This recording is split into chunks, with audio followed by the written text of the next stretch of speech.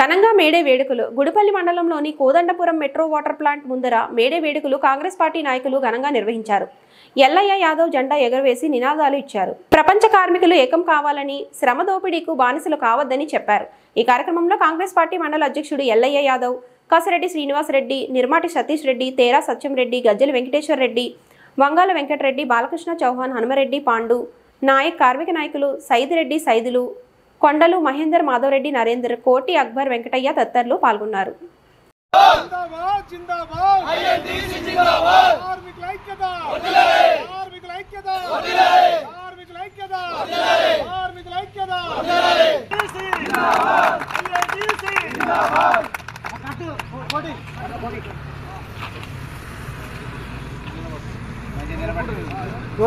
photo మంచిగా